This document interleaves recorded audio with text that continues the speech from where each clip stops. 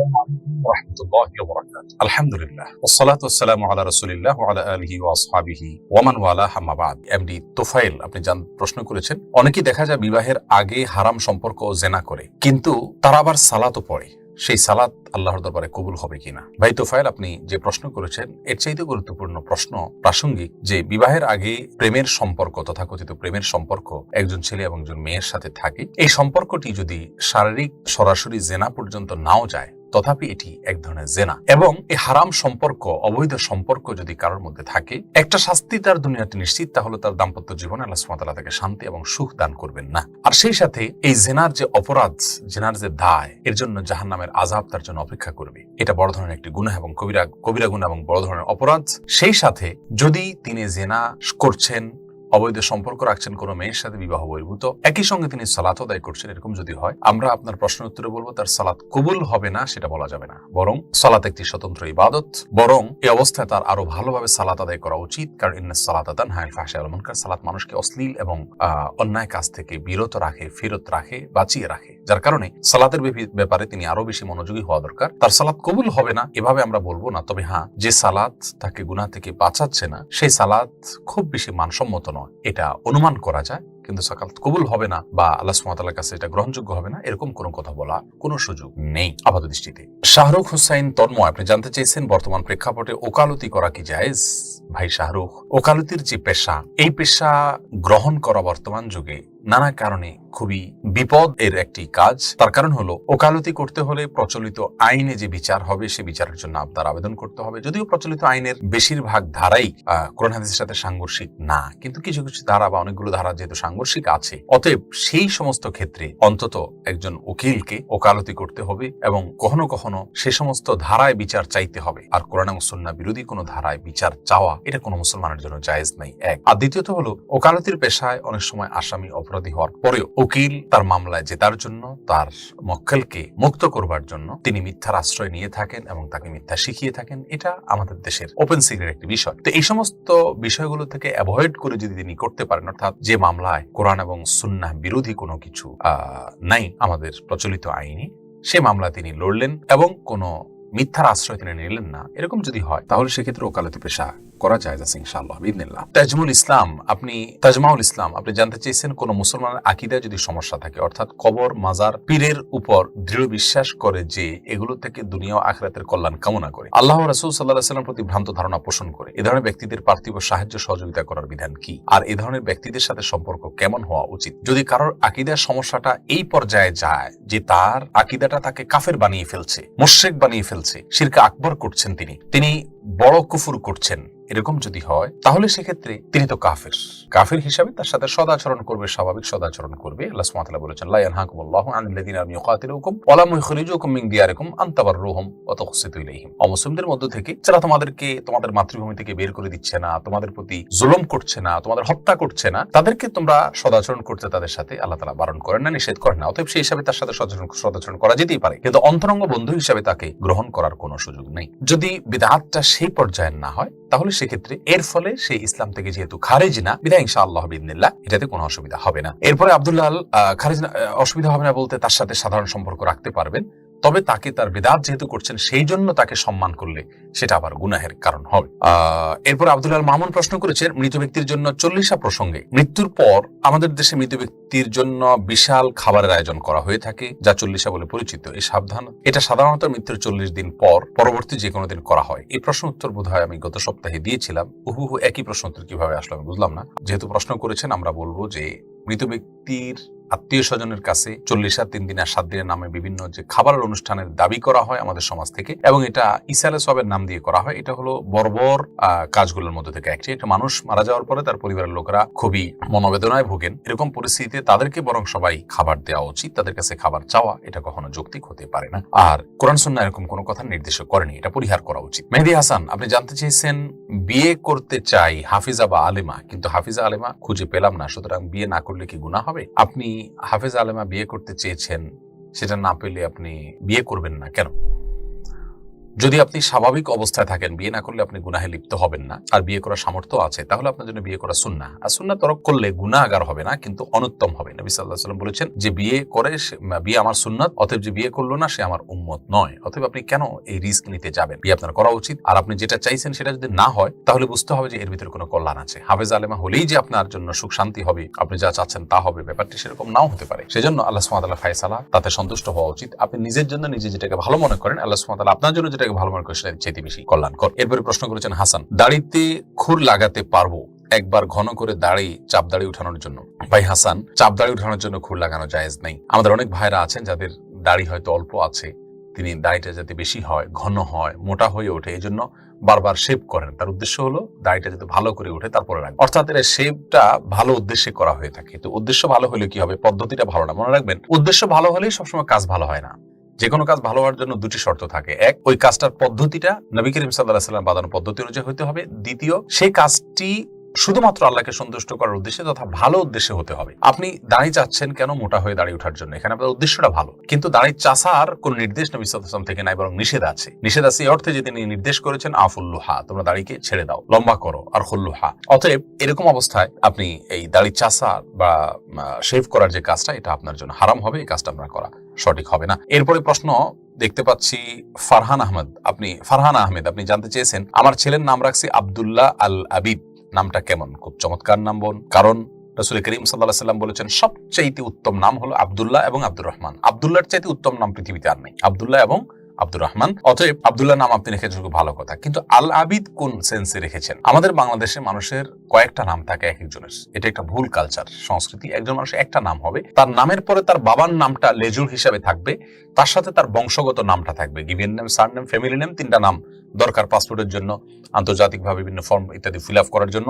সেই হিসাবে আপনি সন্তানের জন্য একটা নাম চুজ করেন আব্দুল্লাহ, তার বাবার নামের একটা অংশকে তার নামের সাথে জুড়ে দেন, এরপরে তার ফ্যামিলিতে কোনো বড় কোনো মা, তার বংশের কোনো পরিচয় থাকলে সেটাকে যোগ করে দেন। ফর এক্সাম্পল, আব্দুল্লাহর বাবা যদি মোহাম্মদ হয়, তাহলে আব্দুল্লাহ মোহাম্মদ, আর যদি বংশ যদি চৌধুরী হয় তাহলে আব্দুল্লাহ মোহাম্মদ চৌধুরী। এটা হলো নাম রাখার ক্ষেত্রে সুন্নাহ সম্মত আপনার ফরম্যাট। কিন্তু আমরা মানে অর্থহীন ভাবে রাখি আব্দুল্লাহ আল আবিদ। আল আবিদের অর্থ হলো আবিদ বংশের ছেলে আব্দুল্লাহ, কারণ আরবিতে নামের শেষে যদি আল থাকে তার মানে হলো এটা বংশকে মিন করছে। আপনি আব্দুল্লাহ আল আবিদ রাখার মানে হলো আবিদ বংশের ছেলে আব্দুল্লাহ। আসলে কি তাই? বাস্তবতা তা না, যার কারণে এটা একটা ভুল। তবে হ্যাঁ, এটা রাখলে যে গুনাহ হবে ব্যাপারটা সেরকম না, কিন্তু এটা মানে অনর্থক বা অর্থবহ না। আব্দুল্লাহ ঠিক আছে, কিন্তু পরবর্তী অংশটি তার বংশ যদি আল আবিদ নামে কেউ না থাকে, আমরা অনেক সময় দুইটা নাম রাখি, আব্দুল্লাহ তার নাম, আবিদও তার নাম, তাহলে আল লাগবেন কেন? আল লাগানোর কোনো প্রয়োজন নেই। আর দ্বিতীয়ত হলো একটা মানুষের দুইটা নামেরও প্রয়োজন নেই, কিন্তু যেভাবে আছে সেভাবে রাখলেও কোনো অসুবিধা নাই ইনশাআল্লাহ বিদিনিল্লাহ। এস এম সালাউদ্দিন ইউসুফ, আপনি প্রশ্ন করেছেন পুরুষ ও মহিলার লাশ গোসল করানোর সহি নিয়ম জানতে চাই। অনেক আলেম বলেন গোসলের আগে পেটে হালকা চাপ দিয়ে মলমূত্র থাকলে সেটা বের করে নিতে হবে, আবার অনেক আলেম বলেন কিছুই করা যাবে না, বরং চাপ দেয়াটাই হারাম। জি ভাই সালাউদ্দিন, দুটি মতই রয়েছে, আপনি সঠিক বলেছেন যে আমাদের উলামায়ে আহনাফ বা হানাফি মাযহাব বা ফিকহ অনুযায়ী, স্কুল অফ থট অনুযায়ী আপনার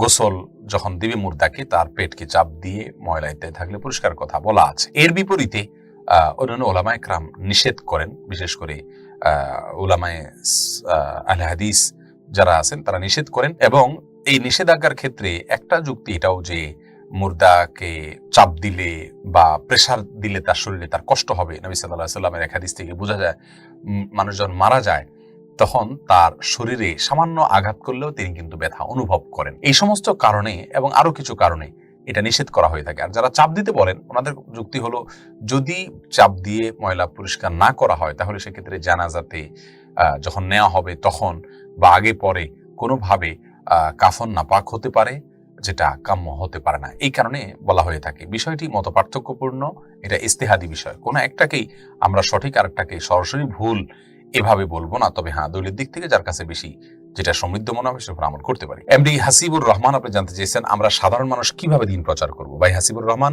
দিন প্রচার করা খুবই ভালো একটি কাজ। বাল্লিগু আন্নী ওয়ালাউ আয়া, নবী সাল্লাল্লাহু আলাইহি ওয়াসাল্লাম বলেছেন আমার পক্ষ থেকে একটি আয়াত হলে তুমি অন্যের কাছে পৌঁছে দাও। কিন্তু মনে রাখবেন, দিন প্রচার করার এই কাজটি অত্যন্ত দায়িত্বশীলতার সাথে আঞ্জাম দিতে হবে। কারণ আপনি আপনার প্রচারে যদি কোনো ভুল কিছু প্রবেশ করিয়ে থাকেন, ভুল কিছু প্রচার করেন, তাহলে কিন্তু ভালো কিছু প্রচার করলে যেমন সওয়াব হইতো, ভুল কিছু প্রচার করলেও আপনাকে গুনাহের ভাগ নিতে হবে। আর এই জন্য দিন প্রচারের পদ্ধতি জানার আগে জানতে হবে, দিন প্রচার করতে হবে শুধুমাত্র যেটুকু জানেন সেইটুকু, যেভাবে প্রচার করা উচিত, যে অ্যাপ্রোচে প্রচার করা উচিত সেই অ্যাপ্রোচে করবেন। আজ সাধারণ মানুষ সোশ্যাল মিডিয়াতে ইসলাম প্রচার করতে গিয়ে দেখা গেল যে কোথাও সীমা লঙ্ঘন করে ফেলছেন, কোথাও আঘাত করে ফেলছেন অন্যকে, কোথাও আক্রমণ করে ফেলছেন, কোথাও আপত্তিকর শব্দ চয়ন করে ফেলছেন। এইসব কারণে তার দিন প্রচারটা কিন্তু প্রশ্নের সম্মুখীন হয়ে যাচ্ছে। প্রিয় দর্শক, সেই জন্য আপনাকে দিন প্রচার আগে শিখতে হবে, বিনয়ের সাথে, বিনম্রতার সাথে, সৌন্দর্যের সাথে, কারোর সাথে তর্কে না জড়িয়ে, কাউকে আক্রমণ না করে সুন্দর ভাষায় আপনাকে দাওয়াত পেশ করতে হবে। আরো দাওয়াতের উসুলগুলো জানতে হবে, মূলনীতিগুলো জানতে হবে। আর প্রচার করার পদ্ধতি আপনি জানতেছেন কিভাবে আপনি প্রচার করবেন। এটা তো অনলাইনে সোশ্যাল মিডিয়াতে আপনি যদি কোনো একটা পোস্ট ভালো দেখেন, পড়েন, সেটাকে শেয়ার করে আপনি দিন প্রচারে সামিল হতে পারেন, সেটাকে পোস্ট করে দিন প্রচারে সামিল হতে পারেন। আর এছাড়া আপনার পরিচিত অপরিচিত মানুষদের মধ্যে আপনি সবচেয়ে বড় প্রচার হবে আপনি নিজে যদি ভালো মানুষ হয়ে যান। মনে রাখবেন, আমরা এক একজন কিন্তু ইসলামের এক একজন অ্যাম্বাসেডর। আপনি, আমি, আমাদের আচার আচরণ, আমাদের আমল, আমাদের আখলাক, আমাদের চিন্তা চেতনা, আমাদের কর্ম, এগুলোর মাধ্যমে কিন্তু আমাদের আশপাশের মানুষকে আমরা প্রভাবিত করতে পারি। আমি যদি ভালো মানুষ হই তাহলে আমাদের আশপাশটা দেখে, আমাকে দেখে অনুপ্রাণিত হবেন, তারাও ভালো মানুষ হতে চাইবেন। এটাও কিন্তু দিন প্রচারের একটা অংশ। আল্লাহ তাআলা তৌফিক দান করুন। রাকিব হাসান, আপনি জানতে চেয়েছেন সালাতুত তাসবিহ কি বিদআত? ভাই রাকিব হাসান, সালাতুত তাসবিহ কি বিদআত সরাসরি আমি বলবো না, কেউ কেউ বলে থাকেন কিন্তু আমরা বলবো না। এর কারণ হলো এ সম্পর্কে একটি হাদিস রয়েছে নবী সাল্লাল্লাহু আলাইহি ওয়াসাল্লাম থেকে, সুবহানাল্লাহ আলহামদুলিল্লাহ লা ইলাহা ইল্লাল্লাহ আল্লাহু আকবার 400 বার 4 রাকাত সালাতে পড়া। এই সালাতকে সালাতুত তাসবিহ বলা হয়ে থাকে। নির্দিষ্ট সংখ্যক দাঁড়িয়ে রুকু থেকে দাঁড়িয়ে আবার সিজদায় প্রত্যেকটা জায়গায় এই তাসবিহ পড়ে যে সালাত আদায় করা হয়, লম্বা প্রায় আধা ঘন্টা 40 মিনিট লাগে 4 রাকাত সালাতের জন্য, এটাকে বলা হয় সালাতুত তাসবিহ। এই সালাতুত তাসবিহ সালাত নবী সাল্লাল্লাহু আলাইহি ওয়াসাল্লাম তার চাচাকে শিক্ষা দিয়েছেন মর্মে একটি হাদিস বর্ণিত আছে, কিন্তু সেই হাদিসের সনদটি বিশুদ্ধভাবে প্রমাণিত নয়। যেহেতু বিশুদ্ধভাবে প্রমাণিত নয়, এই জন্য অনেক উলামা ইকরাম বলেন এই সালাতুত তাসবিহ সালাতটি সুন্নাহ দ্বারা সাবিত না, এটা আমরা পড়বো না। কারণ বিশুদ্ধভাবে বর্ণিত যেহেতু না, আমরা সেটা কেন আমল করতে যাব?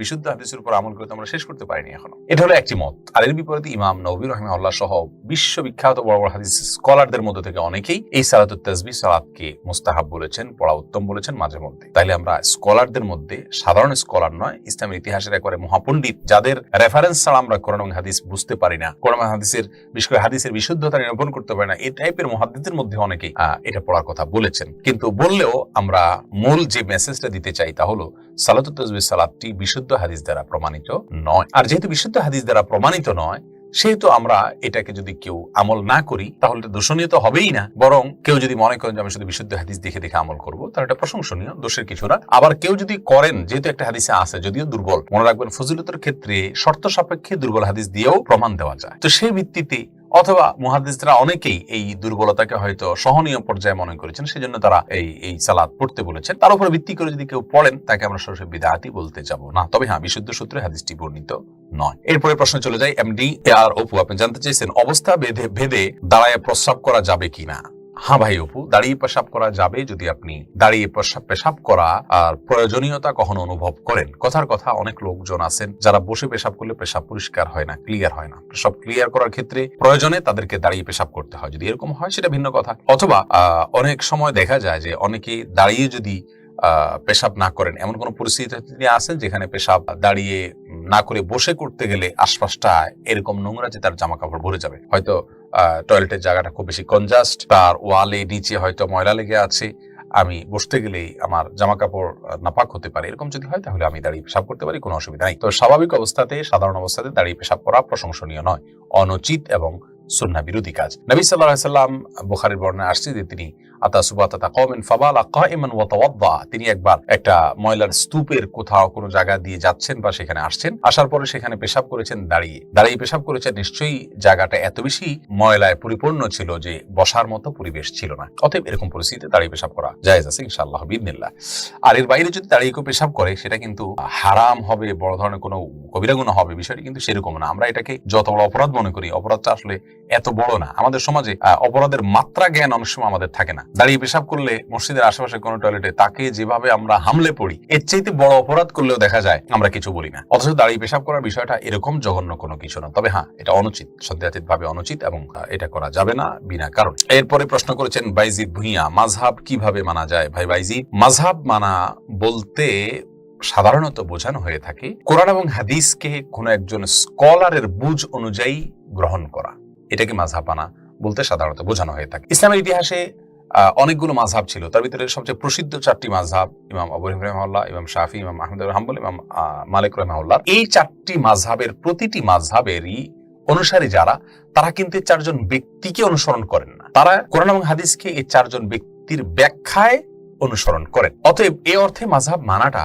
দোষণীয় নয়। হ্যাঁ, যদি এমন হয় যে উনি যা বলেছেন আমি তা মানবো, সেটা দলিল সমৃদ্ধ হোক বা না হোক, অন্ধের মতো, এরকম যদি হতো তাহলে সেক্ষেত্রে সেটা অবশ্যই নিন্দার ছিল। এবং এরকম যদি কেউ কারোর অনুসরণ করে, আছে অনেকের অনুসরণ করে এভাবে, তাহলে সেটা কিন্তু সত্যি নিন্দনীয় এবং নিকৃষ্টতম। কিন্তু এর বাইরে যদি কোরআন এবং হাদিসের আলোকে যখন তিনি আমাকে পরিচালিত করবেন, তখন আমি তার অনুসরণ করব, এরকম যদি হয় তাহলে তাতে কোনো অসুবিধা নাই। বরং আমরা সাধারণ মানুষ কোরআন এবং হাদিসের সবগুলো জিনিসকে আমরা নিজেদের যোগ্যতায় বোঝা, এটা একরকম কঠিন দুঃসাধ্য ব্যাপার। অতএব কোনো আলেমের আশ্রয় আমাদেরকে নিতে হয় কোরআন হাদিসকে বোঝার ক্ষেত্রে। এরপরে প্রশ্ন করেছেন ডালিম আহমেদ, আপনি জানতে চেয়েছেন আসরের সালাত মাগরিবের কতক্ষণ আগ পর্যন্ত পড়া যায়। এ বিষয়ে ভাই ডালিম সহিহ মুসলিমে বর্ণিত হয়েছে, নবী সাল্লাল্লাহু আলাইহি ওয়াসাল্লাম বলেছেন ওয়াক্তুল আসরি মা লাম তাসফাররা শামস, অর্থাৎ সূর্য যতক্ষণ পর্যন্ত হলদে বর্ণ না হয়ে যায় ততক্ষণ পর্যন্ত আসরের সালাতের ওয়াক্ত থাকে। তার মানে আসর সালাতের গ্রহণযোগ্য ওয়াক্ত ততক্ষণ পর্যন্ত থাকে। আর সূর্য হলদে বর্ণ হওয়ার পরেও ওয়াক্ত থাকে, কিন্তু সেটা আর গ্রহণযোগ্য ওয়াক্ত থাকে না, ওটাকে মাকরুহ ওয়াক্ত বলা হয়, অর্থাৎ অপছন্দনীয় ওয়াক্ত বলা হয়, কিন্তু তখনও সালাত পড়া যায়। মূলত সূর্য যখন ডুবা শুরু হয় তার আগ পর্যন্ত আসরের সালাত পড়া যায়, কিন্তু হলদে বর্ণ হওয়ার আগ পর্যন্ত হলো এর মূল টাইম। আর হলদে বর্ণ হয়ে গেলে তখন এটা সিরিয়াস আওয়ার হিসাবে আপনি পড়তে পারবেন, ইমার্জেন্সি আওয়ার হিসাবে পড়তে পারবেন, কিন্তু ওই টাইমে পড়া অনুচিত বা মাকরুহ। এরপরে প্রশ্ন করেছেন তানভীর স্বপ্ন, আপনি জানতে চেয়েছেন ভাই সেজদে সাহুর সঠিক নিয়ম কি। ভাই তানভীর, সেজদে সাহু নিয়ে অনেক কথা, এই সংক্ষিপ্ত ভার্সনে উত্তর দেবো না, ইনশাআল্লাহ সেটা নিয়ে আমরা স্বতন্ত্র ক্লিপ আল্লাহ চাহেন তো আমরা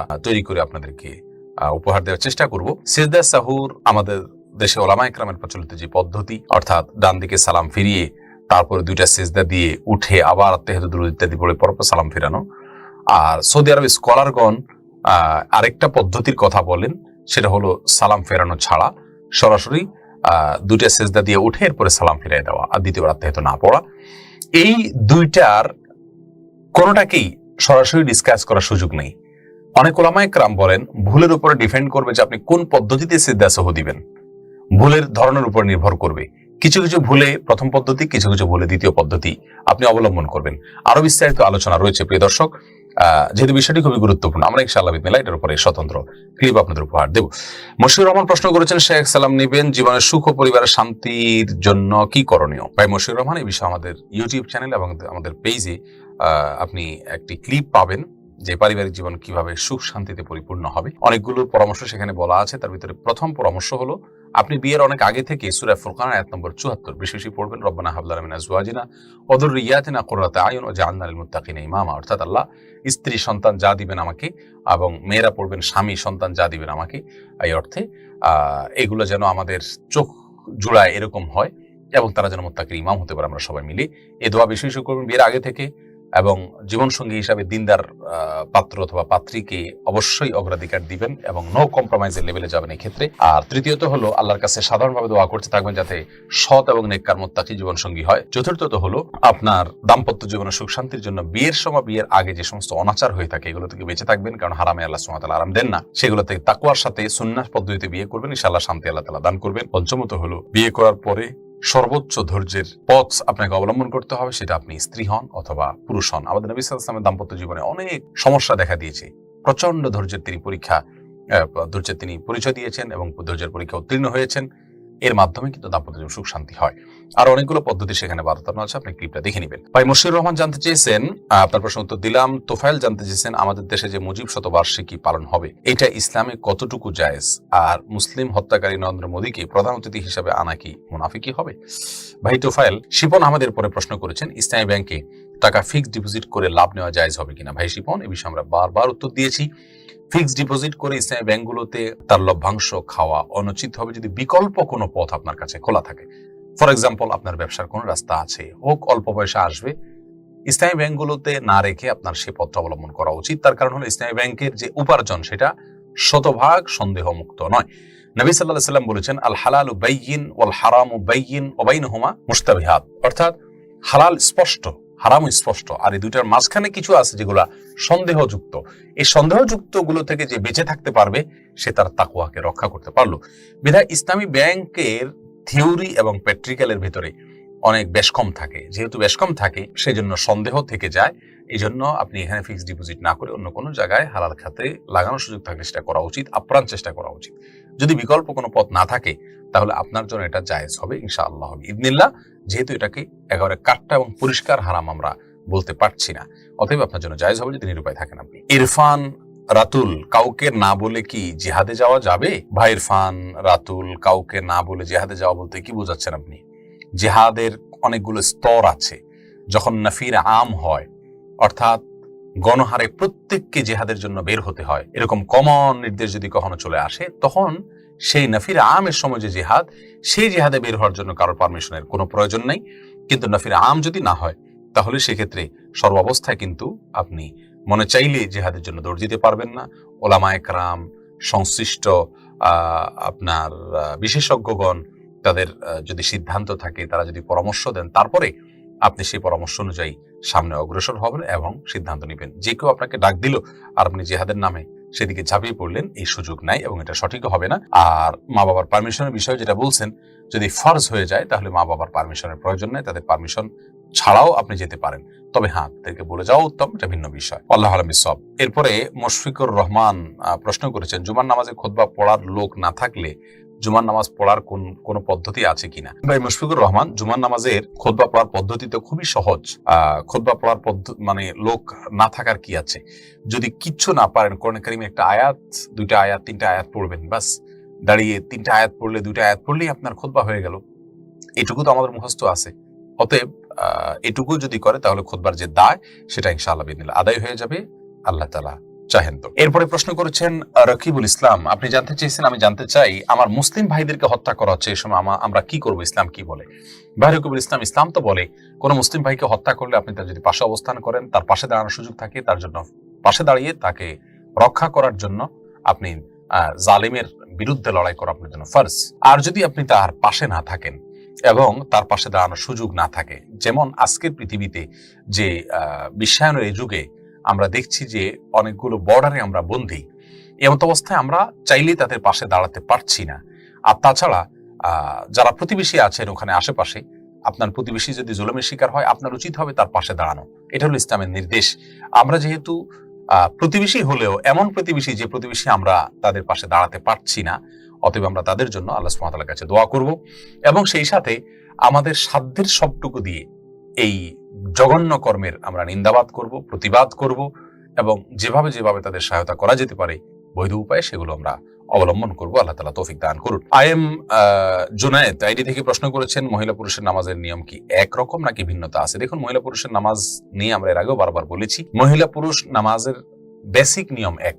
তবে আরব উলামায়ে কেরাম বলেন, মহিলারা সৃষ্টিগতভাবে তাদের শরীরের অবকাঠামো ভিন্ন হওয়ার কারণে তারা পুরুষদের চাইতে কিছুটা জড়সড় থাকবেন, বিশেষ করে রুকু সিজদাতে, কিন্তু তার মানে এই নয় যে পদ্ধতি সম্পূর্ণ পুরুষদের চাইতে ভিন্ন। তারপরেও প্রচলিত আমাদের দেশে যে মহিলারা যেভাবে সালাত আদায় করেন, এর বাইরে আপনার পুরুষরা যেভাবে সালাত আদায় করেন, এখানে আমরা অনেকখানি পার্থক্য দেখতে পাচ্ছি। এই পার্থক্যটা কতটা অথেন্টিক, কতটা গ্রহণযোগ্য সোর্স দ্বারা প্রমাণিত, সেটা ইনশাআল্লাহ আমরা আলোচনা করব কোন একটা ক্লিপে। তবে এটুকু বলে রাখি, এটা এমন কোনো মাসআলা নয় যেটা নিয়ে আমাদের পেরেশান হওয়ার মতো কোনো বিষয় আছে। কারণ মহিলা পুরুষের সালাতের পার্থক্য করলে অথবা না করলে সালাত হওয়া না হওয়ার কোনো সম্পর্ক পৃথিবীর কোনো আলেমের মতোই নাই।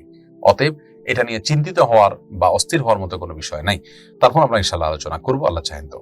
আমিনুল কাজী, আপনি প্রশ্ন করেছেন, আমাদের শেষ বৈঠকে যদি দুরূদ শরীফ পড়তে ভুলে যায় তাহলে কি সুজদা দিতে হবে? দেখুন আমিনুল কাজী, দুরূদ শরীফ পড়া ওলামায়ে হাম্বলি বা আহমদ ইবনে হাম্বল রাহিমাহুল্লাহর মাযহাবকে যারা ফলো করেন বা সৌদি আরবের স্কলার যারা আছেন, তাদের মতে আপনার বৈঠকে দুরূদ শরীফ পড়া ওয়াজিব বা ফরজ, যার কারণে এটা যদি ছুটে যায় তাহলে সেক্ষেত্রে তার ওয়াজিব হলে এটা সালাত ছুটে গেলে আপনাকে সিজদা সাহু দিতে হবে। আর আমাদের দেশে ওলামায়ে কেরামের বা হানাফি মাযহাবের ওলামায়ে কেরামের দৃষ্টিকোণ থেকে দুরূদ শরীফ পাঠ করে এটা ফরজ না, ওয়াজিব না, এটা সুন্নাহ। যেহেতু সুন্নাহ, অতএব সুন্নাহ ছুটে গেলে তার জন্য আপনাকে সিজদা সাহু দিতে হবে না। এখন কেউ বলতে পারেন যে তাহলে আমরা কোনটা গ্রহণ করব, মানব? আসলে বিষয়টা ইজতিহাদি, অর্থাৎ গবেষণা মূলক। দুটোটা সিদ্ধান্তই গবেষণামূলক। পরিষ্কারভাবে কোনো হাদিস থেকে এটার ফরজ বা ওয়াজিব হওয়ার কোনো প্রমাণও পাওয়া যায় না, আবার পরিষ্কারভাবে এটা সুন্নাত এরকম কোনো শব্দ দ্বারা হাদিস আলাদা বলাও হয়নি। এটা প্রত্যেকের গবেষণার আলোকে তিনি বলেছেন। যারা বলেন সুন্নাহ তারা বলেন যে পার্টিকুলারলি নবী সাল্লাল্লাহু আলাইহি ওয়াসাল্লাম দুরূদ পড়ার জন্য সালাতের মধ্যে আলাদা নির্দেশ জারি করেন নাই, যাকে ওয়াজিব আমি কিভাবে বলবো। তিনি বলেছেন সেসব সুন্নাত হবে সাধারণ অবস্থাতে। আর যারা বলেন যে ওয়াজিব বাধ্যতামূলক, তারা বলেন নবী সাল্লাল্লাহু আলাইহি ওয়াসাল্লাম বলেছেন সল্লু কামা রাআইতুমুনি উসাল্লি, তোমরা আমাকে যেভাবে সালাত আদায় করতে দেখেছো সেভাবে সালাত আদায় করো। যেহেতু তিনি নির্দেশ জারি করেছেন, অতএব তার একটা নির্দেশে, কমন নির্দেশে যে আমি যেভাবে করেছি সালাত সেভাবে করো, তাহলে পুরো সালাতটাই সেভাবে করা জরুরি। তো এক্ষেত্রে সুন্নাহ হওয়ার মতটা আমার কাছে বেশি দলিল সমৃদ্ধ মনে হয়।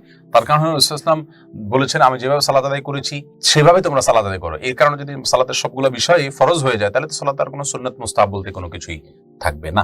আল্লাহু আ'লাম বিসওয়াব। এরপরে প্রশ্ন করেছেন আব্দুল কাইয়ুম বিন খালিল, আপনি জানতে চেয়েছেন টুপিবিহীন সালাত আদায় করলে কি সালাতের পরিপূর্ণ নেকি পাওয়া যাবে? ভাই আব্দুল কাইয়ুম, সালাত টুপিবিহীন ভাবে আদায় করলে সালাতের পরিপূর্ণ সওয়াব আপনি পাবেন। কারণ সালাতের সাথে টুপির সম্পর্কটা আসলে আমরা যেরকম মনে করি এরকম না। কারণ হলো টুপি পরা এটাকে অনেক উলামা একরাম সুন্নাত বলেছেন, তবে সেটা সুন্নতে আদাহ, সুন্নতে ইবাদত নয়, অর্থাৎ অভ্যাসগত সুন্নাত। নবী সাল্লাল্লাহু আলাইহি ওয়াসাল্লাম বা সাহাবীরা পড়েছেন, এটা প্রমাণ পাওয়া যায়।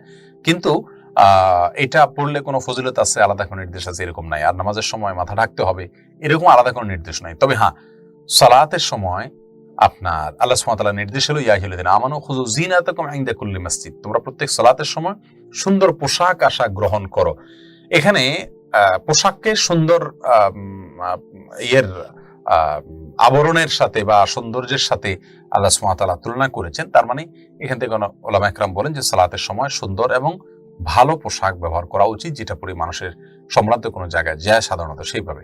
অতএব আমাদের দেশে যেহেতু সালাতে মানুষ টুপি পরে সালাত আদায় করে, টুপি ছাড়া কেউ পড়ে না, অতএব আপনি টুপি পরে সালাত আদায় করাই উত্তম আমরা বলবো। কিন্তু টুপি পরে সালাতে করতে হবে এরকম কোনো বাধ্যবাধকতা নাই। কেউ টুপি ছাড়া সালাতে করলে কোনো অসুবিধা নেই, কারণ টুপি পরাটাই ইসলাম শরীয়তে কোনো গুরুত্বপূর্ণ বিষয় নয়। এরপরে প্রশ্ন করেছেন সুকি চৌধুরী, আপনি জানতে চেয়েছেন সূরা কাহফ শুক্রবার বৃহস্পতিবার কোন সময় পাঠ করব? সূরা কাহফ আপনি বৃহস্পতিবার সন্ধ্যার পর থেকে, মাগরিবের পর থেকে আপনি একেবারে শুক্রবার সূর্য অস্ত যাওয়ার আগ পর্যন্ত পড়তে পারবেন। যদিও অনেকে বলেছেন জুমার আগে আগে পড়তে হবে, তার কোনো প্রমাণ নাই।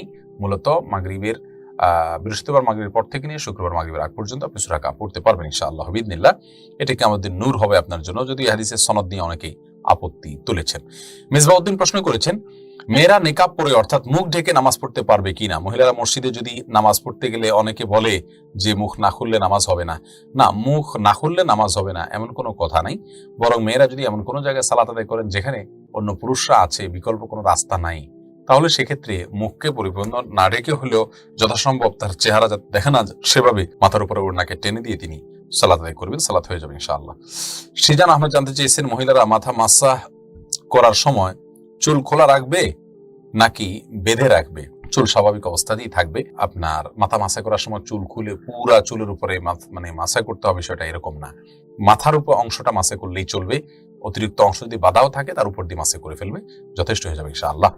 ইশতিয়াক আমার জানতে চেয়েছেন বেঁচে থাকা অবস্থায়, আমার প্রশ্ন হলো বাবা বেঁচে থাকা অবস্থায় ভাই তার বোনকে বিয়ে দিতে পারবে কি না?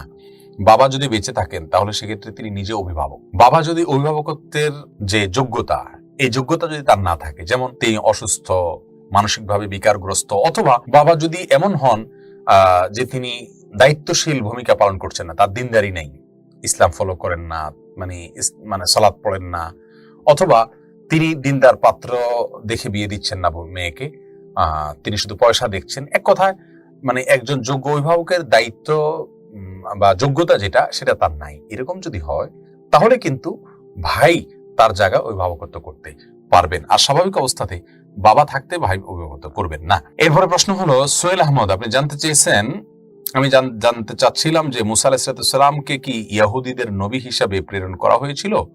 আর আমরা যা জানি সব নবী মুসলিম ছিলেন, কিন্তু এক ভাই আমাকে বলেছেন যে মুসা আলাইহিস সালাম নাকি ইহুদি ছিলেন। মুসা আলাইহিস সালাম এবং তার অনুসারীদেরকে ইহুদি বলা হয়, এটা তাদের এক পূর্বপুরুষের নামে নামকরণ করা হয়েছে, এটা তাদের জাতীয় নাম। বাট সমস্ত নবীরাই ইসলামের পথে আহ্বান করেছেন। ইসলাম আল্লাহ সুবহানাহু ওয়া তাআলার কাছে আত্মসমর্পণ করার অর্থ যদি আমরা নেই, তাহলে সেক্ষেত্রে সবাই আল্লাহ সুবহানাহু ওয়া তাআলার কাছে আত্মসমর্পণের কথা বলেছেন। সমস্ত নবীদেরই কিন্তু দাওয়াতের মূল থিম সমান একই ছিল। সবাই বলেছেন ইয়া আইয়ুহান নাস কুলু লা ইলাহা ইল্লাল্লাহ তুফলিহু, এর সমর্থবোধক কথাই সবাই বলেছেন, এর প্রতি আহ্বান করেছেন হে ঈমানদাররা, হে মানুষ পুরুষেরা তোমরা লা ইলাহা ইল্লাল্লাহ বলো, তাহলে সফল কাম হয়ে যাবে। মধু হাসান, আপনি জানতে চেয়েছেন আমার বিয়ের সময় মোহর দেওয়া হয়েছিল 2 লাখ টাকা, কিন্তু এই টাকা যে পরিশোধ করতে হবে তা আমি ভালোভাবে জানতাম না। এখন আমি টাকাগুলো পরিশোধ করতে চাই, যদিও এটা আমার জন্য কষ্টকর। আমি বিয়ের পর আমার স্ত্রীকে স্বর্ণ দিয়েছি, এখন যদি এই স্বর্ণগুলো দাম ধরে এবং 2 লাখ টাকা হতে যত বাকি থাকে তা দিয়ে মহারণা পরিশোধ করি, তাহলে কি আমার মোহর আদায় হবে? আর আমার স্ত্রী মহারণার টাকাগুলো নিতে একদম নারাজ। ভাই মধু হাসান, আপনার স্ত্রী টাকা নিতে নারাজ, তো আপনি বেঁচেই গেছেন। আপনার তো রাস্তা আলহামদুলিল্লাহ সহজ হয়েই গেল যে আপনার স্ত্রী নিজে নিতেই চাচ্ছেন না। আল্লাহ সুবহানাহু ওয়া তাআলা বলেছেন, স্ত্রী যদি তোমাদেরকে মহারণা কিছু ছাড় দেয়, ফাকুলুহু হানিআম মারিআ, তাহলে তোমরা সেটা খেতে পারো, ভোগ করতে পারো। আপনার স্ত্রীকে যেই স্বর্ণগুলো আপনি দিয়েছেন, উচিত ছিল তখনই এটাকে মহারণার বাবদ দেওয়া, তাহলে আপনি মুক্ত হয়ে যেতে পারতেন। কিন্তু যদি মহারণা বাবদ না দিয়ে থাকেন, এমনি তাকে দিয়ে থাকেন, এখন আপনি বলতেছেন আমি মহারণা হিসাবে এটাকে চেঞ্জ করব, তাহলে সেক্ষেত্রে আপনি হাদিয়াটাকে ফেরত নিয়ে আবার মহারণা হিসাবে দিতে হবে। আর নবী সাল্লাল্লাহু আলাইহি ওয়াসাল্লাম বলেছেন, মুসলিমের হাদিস, আল আইদু ফি হিবাতিহি কাল কালবি ইয়াউদু ফি কাইহি, কেউ কাউকে কিছু দান করে সেটা ফেরত নেওয়া, এটা হলো ওই কুকুরের মধ্যে যে কুকুর বমি করে আবার খায়। তার মানে জিনিসটা অত্যন্ত জঘন্য এবং অপছন্দনীয় হিসেবে দেখেছেন। আপনি স্ত্রীকে দিয়ে দিয়েছেন, ওটা হাদিয়া হয়ে গেছে, শেষ। এখন আপনি আবার ওটাকে মহারণের নিয়ত করা মানে হলো তাকে ফেরত নিয়ে তার কাছ থেকে আবার নতুন করে আরেকটা নিয়ত করা, যেটা অসুন্দর হবে। এখন আপনার সাধ্যে যেটুকু আছে সেটুকু দেন। এরপর স্ত্রী যদি আপনাকে সন্তুষ্ট চিত্তে মনের গভীর থেকে সত্যিই তিনি মাফ করে দেন, তাহলে ইনশাআল্লাহ আপনি মুক্ত হয়ে যাবেন। আর চাইলে আপনি মহারণাকে ফেরত নিয়ে, যেহেতু স্বর্ণকে আপনি ফেরত নিয়ে আপনি মহারণা হিসাবে এখন দিতে পারেন, যদি কাজটা অনুচিত হবে, কিন্তু আপনার মহান আদায় হয়ে যাবে ইনশাআল্লাহ। ওই টাকা যদি স্ত্রী মাফ করে দেন, আপনার মুক্ত হয়ে গেল। না হলে আপনি আস্তে আস্তে দেওয়ার চেষ্টা করলেন যতটুকু সম্ভব ততটুকু। নাজবুন নাহার লিলি, আপনি জানতে চেয়েছেন কিভাবে একজন নারী নিজেকে জান্নাতি নারী হিসাবে গড়ে তুলতে পারে। এবং লিলি, একজন নারী নিজেকে জান্নাতি হিসাবে গড়ে তোলার জন্য মৌলিকভাবে 4-5টি কাজের কথা নবী সাল্লাল্লাহু আলাইহি ওয়াসাল্লাম বলেছেন। তার ভিতরে একটা হলো 5 ওয়াক্ত সালাত আদায় করা। ইজা সাল্লাতিল মারআতু খামসাহা ওয়া সামাত শাহরাহা ওয়া আতাআত বালাহা ওয়া হাফিজাত ফারজাহা, এই কয়েকটা কাজ যখন কোনো মহিলা করবে, 5 ওয়াক্ত সালাত আদায় করবে, রোজা পালন করবে, স্বামীর আনুগত্য করবে, লজ্জাস্থানের হেফাজত করবে, অর্থাৎ অশ্লীল কোনো কিছু করবে না, যে পর্দা প্রশাদের ভিতরে থাকবে, সেই জান্নাতের 8টা দরজা যে কোনোটা দিয়ে প্রবেশ করতে পারবে। তার মানে মেয়েদের জন্য জান্নাতে যাওয়া অনেক সহজ। এই বিষয়গুলোকে শুধু মাথায় রাখতে হবে, সঠিকভাবে এবং সুন্দরভাবে করার চেষ্টা করতে হবে। আল্লাহ তৌফিক দান করুন। তানভীর রহমান, আপনি জানতে চেয়েছেন দিল্লির মাজলুম মা বোনদের জন্য মুসলিম যুবকদের করণীয় কি। আমরা ইতিমধ্যে 2বার বলেছি এই বিষয়ে, আরো বলবো ইনশাআল্লাহ বিইذনিল্লাহ। নূর হোসেন, আপনি জানতে চেয়েছেন ক্রিকেট খেলাকে পেশা হিসাবে নেওয়া এবং সরকারিভাবে যে স্যালারি ক্রিকেটারদের দেওয়া হয়, সেই টাকাগুলো নেওয়া ও খাওয়া কি হারাম, এবং সে টাকাগুলো কি তার স্ত্রী ছেলে মেয়েদের জন্য খাওয়া হারাম? ভাই নূর হোসেন, খেলাকে পেশা হিসেবে নেওয়া ইসলামী শরিয়ার দৃষ্টিকোণ থেকে পছন্দনীয় কিছু নয়। তবে এখানে যেহেতু খেলোয়াড়রা নিজেরা একে অন্যকে আপনার আদান প্রদান করেন না, অর্থের লেনদেন নিজেদের মধ্যে করেন না, অতএব তাদের এই টাকা যেটা তৃতীয় পক্ষ দিচ্ছে সেটাকে সরাসরি হারাম বলা কঠিন। তারপরেও এ বিষয়ে আরো পণ্ডিত ওলামা একরামের শরণাপন্ন হওয়া আমার মনে হয় ভালো হবে। তবে আমি যেটুকু বুঝেছি সেটাতে হলো যে এখানে জুয়া সরাসরি না, তবে হ্যাঁ, এই ক্রিকেট সহ যত ইন্টারন্যাশনাল খেলোয়াড় আছে সবগুলোর সাথে জুয়া, অশ্লীলতার সম্পর্ক ওতপ্রোত ভাবে জড়িত হয়ে গেছে। বিদায় সেই দৃষ্টিকোণ থেকে আমরা বলতে পারি যে ক্রিকেট খেলাকে পেশা হিসেবে নেওয়া জায়েজ নাই। আবু সুফিয়ান, আপনি জানতে চেয়েছেন আমি বড় গুনাহগার, মনে করেন পৃথিবীতে আমার মতো গুনাহগার কেউ নেই, আল্লাহ আমার তওবা কবুল করবেন কিনা। ভাই আবু সুফিয়ান, আল্লাহ সুবহানাহু ওয়া তাআলা আপনার প্রসঙ্গে বলেছেন, ইন্নাল্লাহা ইয়াগফিরুদ দুনুবা জামিআ ওয়া তুবু, আল্লাহ সুবহানাহু ওয়া তাআলা বলেছেন তোমরা তওবা করো, হে লোক সকল তোমরা তওবা করো আল্লাহর কাছে, অতুবু ইলাল্লাহ, আল্লাহর কাছে তোমরা তওবা করো, আল্লাহ সুবহানাহু ওয়া তাআলা তোমাদের সমস্ত গুনাহ মাফ করে দিবেন। লা তাকনাতু মির রাহমাতিল্লাহ, ইন্নাল্লাহা ইয়াগফিরুদ দুনুবা জামিআ, তোমরা আল্লাহ তাআলার রহমত থেকে নিরাশ হইও না, আল্লাহ তাআলা সমস্ত গুনাহ মাফ করে দিবেন। ভাই আমার এমন কোনো অপরাধ নেই যে অপরাধ আল্লাহ সুবহানাহু ওয়া তাআলা মাফ করবেন না। এমনকি আল্লাহর সঙ্গে শিরিক করা সবচেয়ে বড় অপরাধ আল্লাহর জমিনে, সেটাও যদি করে কেউ মাফ চায়, মাফ হয়ে যাবে। হ্যাঁ, কোনো মানুষের হক নষ্ট করেছেন, সেটা মানুষের কাছ থেকে আপনাকে মাফ নিতে হবে, তার হক পরিশোধ করতে হবে। আর এছাড়া স্বাভাবিক অবস্থায় যেই কোনো অপরাধ আপনি আল্লাহর কাছে মাফ চাইবেন, ইনশাআল্লাহ বিইذনিল্লাহ সেটা ক্ষমার যোগ্য। ক্ষমার অযোগ্য অপরাধ কিছুই আল্লাহর জমিনে নাই। বিদায় নিরাশ হওয়ার কোনো কারণ নেই, আল্লাহ সুবহানাহু ওয়া তাআলা আপনাকে অবশ্যই ক্ষমা করবেন। আমরা দোয়া করি আপনার জন্য, আল্লাহ তাআলা যেন আপনার সমস্ত ভুল ত্রুটি মাফ করেন, আমাদের সবাইকে আল্লাহ তাআলা মাফ করেন। মনে রাখবেন, আমাদের ভুলের যে পাওয়ার, তার চেয়ে আল্লাহ সুবহানাহু ওয়া তাআলার ক্ষমার পাওয়ার অনেক বেশি, অনেক বেশি, অনেক বেশি। আল্লাহ সুবহানাহু ওয়া তাআলা আপনাকে তৌফিক দান করুন। জাযাকুমুল্লাহু খাইরান। এরপরে প্রশ্ন চলে আসছে ফাতেমা বেগম, জানতে চেয়েছেন যাকাত সম্পর্কে। আপনি জানতে চেয়েছেন যাকাত সম্পর্কে জিপিএফ এর যাকাত দিতে হবে কিনা। আপনার যাকাতের টাকাটা যতক্ষণ পর্যন্ত আপনার হাতে না আসবে ততক্ষণ পর্যন্ত আপনাকে এটার যাকাত দিতে হবে না। যদি আপনি যখন ইচ্ছা তখন নিতে না পারেন, তাহলে সেক্ষেত্রে তারপরেও এ বিষয়ে আরো বিস্তারিত কথা বলতে হবে। ইনশাআল্লাহ বিদিন আমরা পৃথক কোনো আলোচনা সেটা বলবো আল্লাহ চাহেন তো। আনোয়ার হোসেন জানতে চেয়েছেন বিধর্মীদের ধর্মীয় প্রতিষ্ঠানে কাজ করা যাবে কিনা। বিধর্মীদের ধর্মীয় প্রতিষ্ঠানে কাজ করা অনুচিত হবে, যেহেতু তার ধর্মীয় প্রতিষ্ঠানে কাজ করা মানে হলো তার ধর্মীয় কাজ করতে তাকে প্রত্যক্ষভাবে সহযোগিতা করা, আর সেই সহযোগিতা করাটা গুনাহ হবে না। আল্লাহ সুবহানাহু ওয়া তাআলা বলেছেন ওয়ালা তাআওয়ানু আলাল ইসমি ওয়াল উদওয়ান, আর তোমরা গুনাহ এবং সীমালঙ্ঘনের কাজে একে অন্যের সহযোগিতা করো না। সেই সেন্স থেকে এটা করা অনুচিত হবে। ইনান আহমেদ আপনি জানতে চেয়েছেন জিহাদ সম্পর্কে বলেন। ভাই ইনান, জিহাদ সম্পর্কে বলবো যে জিহাদ আল্লাহ সুবহানাহু ওয়া তাআলার মহান বিধান। জিহাদকে যদি কেউ অস্বীকার করে, তাচ্ছিল্য করে, জিহাদকে ফরজিয়াতকে তার বাধ্যবাধকতাকে অস্বীকার করে, বা এটাকে কেউ যদি বর্বর মনে করে, তাহলে সে ইসলাম থেকে খারিজ হয়ে যাবে, কাফের হয়ে যাবে। আর এই জিহাদ, এটার সাথে আবার জিহাদের নামে যদি কোনো কেউ সন্ত্রাস করে, জিহাদের নামে যদি কেউ এমন কোনো কাজ করে যেটাকে জিহাদ বলা যায় না, শরীয়তের জিহাদের সংজ্ঞায় না পড়ে না, ওলামায়ে কেরাম, পৃথিবীর ওলামায়ে কেরাম যদি সেটাকে জিহাদ হিসাবে আখ্যায়িত না করেন, এবং না করেন বলতে সেটা যদি ওই গ্রাউন্ড থেকে না করেন, শরীয়তের গ্রাউন্ড থেকে, তাহলে সেক্ষেত্রে সেটাকে জিহাদ না বলে আমরা সন্ত্রাসী বলবো, যদি সেটা প্রকৃত অর্থে সন্ত্রাস হয়। নিরীহ মানুষ হত্যা করা, খুন করা, নিরপরাধ মানুষ খুন করা, এই টাইপের আরো যত কাজ আছে সেগুলো যদি করা হয়। বাকি এর বাইরে মূলত জিহাদের বিধানকে অস্বীকার করার কোনো সুযোগ মুসলমানের নাই। জিহাদ কখনো কখনো ফরজে আইন হয়, কখনো কখনো ফরজে কেফায়া হয়। জিহাদের আলোচনা এবং জিহাদের স্পৃহা মানুষের ভিতরে থাকতে হবে। তবে মনে রাখা উচিত যে জিহাদ ফরজ হওয়া, বিশেষ করে ফরজে আম হওয়াটা, এটা অনেকগুলো বিষয়ের উপর নির্ভর করে। আমাদের দেশে প্রচলিত যে সমাজে আমরা আছি, এই সমাজে আমরা এই দেশের মধ্যে থেকে আমাদের জিহাদ করার স্কোপ নাই। এই জন্য যে এই সমাজের ভেতরে আমরা যারা অমুসলিম আছে তাদেরকে আমাদের সরকার থাকার অনুমোদন দিয়েছেন, তারা অনুমোদিত, তারা দেশের নাগরিক, তাদের জান মাল রক্ষা করা আমাদের জন্য কর্তব্য। নবী সাল্লাল্লাহু আলাইহি ওয়াসাল্লাম হাদিস থেকে সেটি বোঝা যায়। আর এর বাইরে এখানে আপনি কার সঙ্গে জিহাদে লিপ্ত হবেন? যদি কেউ মুসলমানের ভান ধরেন কিন্তু ভেতরে ভেতরে তিনি অমুসলিম বলে আপনার মনে হয়, তাহলে মুনাফিক, আর তার সাথেও আপনি জিহাদ করার কোনো সুযোগ নাই। আর তাছাড়া ব্যক্তিগতভাবে কোনো মানুষ যদি অন্যায় করে, এমনকি কুফরি করে, আপনি তাকে হত্যা করে ফেললেন, এরকম যদি দায়িত্ব আপনার কাঁধে তুলে নেওয়ার অধিকার আপনাকে আমরা দেই, তাহলে সেক্ষেত্রে সারা দেশেই বিশৃঙ্খলা হবে। যার কারণে ইসলাম কোনো কেউ অপরাধ করলে তাকে বিচারিকভাবে হত্যার বা শাস্তিকে কার্যকর করার, যদি হত্যার করার মতো অপরাধ হয়, মৃত্যুর মতো অপরাধ হয়, তাহলে সেটা, না হলে যে শাস্তি সেটা কার্যকর নির্দেশ করে। আমরা নিজেরা আইন হাত তুলে নিতে পারে না। এটা হলো আমাদের দেশের প্রেক্ষাপটের জন্য আমরা বললাম। তবে হ্যাঁ, মৌলিকভাবে জিহাদের ফরজিয়তের বিষয় আমরা বললাম। আল্লাহ তাআলা বোঝার তৌফিক দান করুন। এরপরে প্রশ্ন আমরা দেখতে পাচ্ছি এমডি সালাউদ্দিন করেছেন, সিজদায়ে সুবহান রাব্বিয়াল আ'লা এরপর আল্লাহুম্মা গফিরলি ওয়ারহামনি ওয়াহদিনি ওয়ারজুকনি ওয়াআফিনি পড়া যাবে কিনা?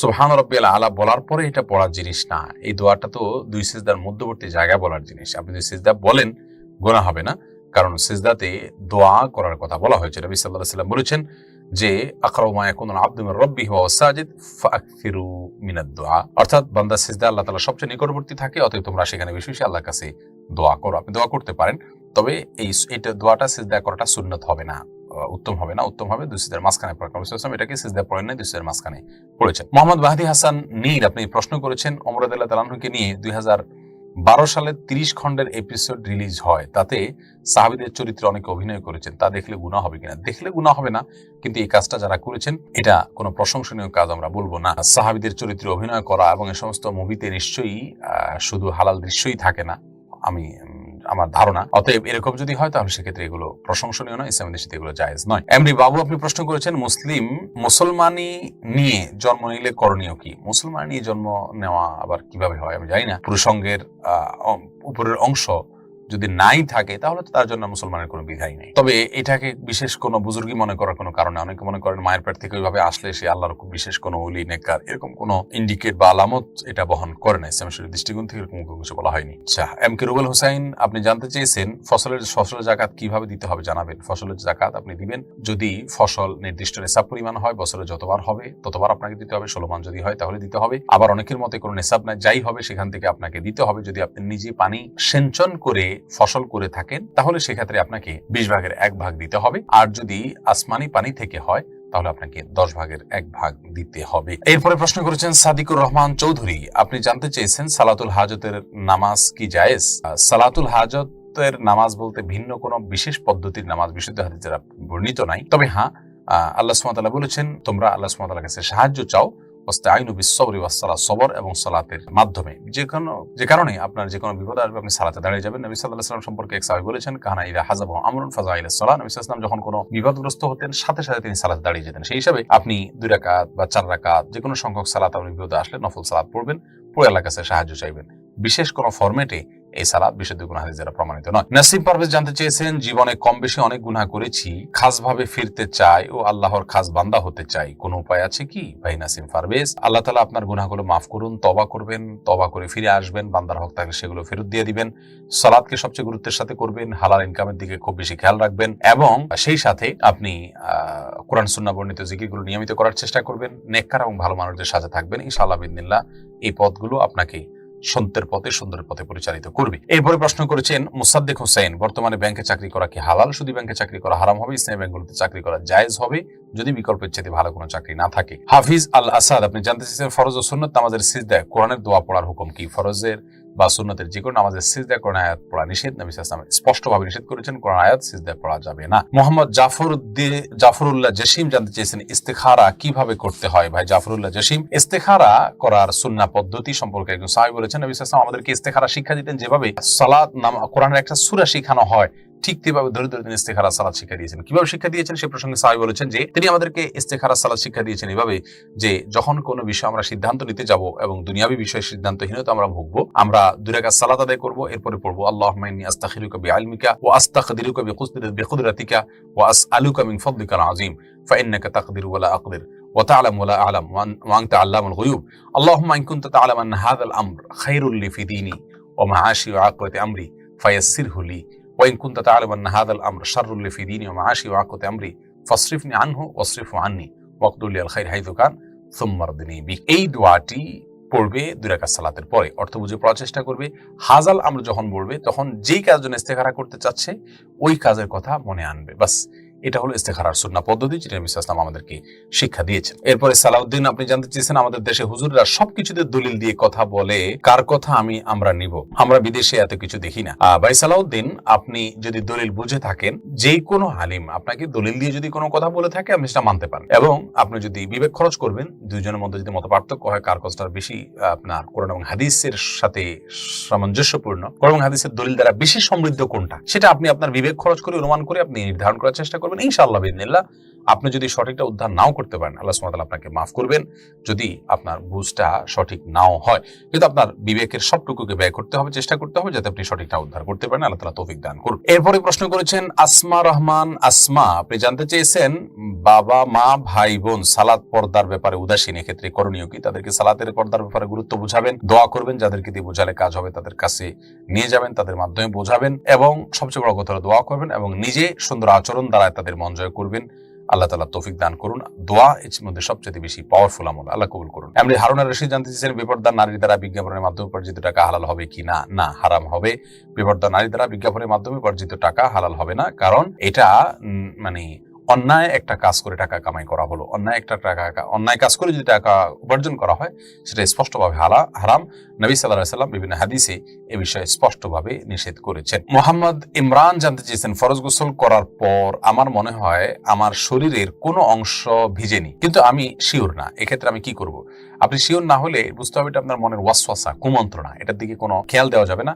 একটা বিশেষ শয়তান আছে, এর কাজই হলো মুসলমানদের মধ্যে তাদের ওযু পবিত্রতা সালাত নিয়ে এরকম মনোযোগের ব্যাঘাত সৃষ্টি করার অপচেষ্টা করা।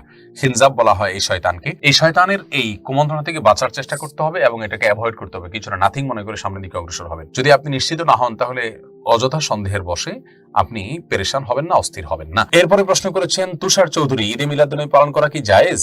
ভাই তুষার চৌধুরী, ঈদে মিলাদুন্নবী পালন করা এটা সাহাবা ইকরাম করেননি, রাসূল সাল্লাল্লাহু আলাইহি ওয়াসাল্লাম নিজেও করতে বলেননি। জন্মদিবস পালন করা খ্রিস্টানরা করেছে, তাদের থেকে এসেছে, বিধায় এটা করা আমাদের জন্য নাজায়েজ হবে।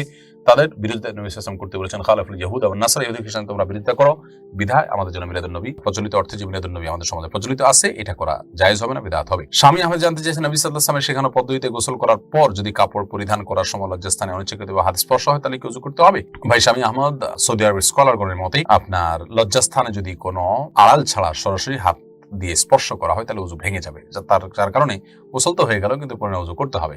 আর আমাদের উলামা ইকরামের দৃষ্টিকোণ থেকে লজ্জাস্থানে হাত লাগলে ওযু ভাঙবে না এবং ওযু ভাঙার সপক্ষে একটি হাদিস রয়েছে, আবার এর বিপরীতেও হাদিস রয়েছে, কোনটাকে উড়িয়ে দেওয়ার মতো নয়।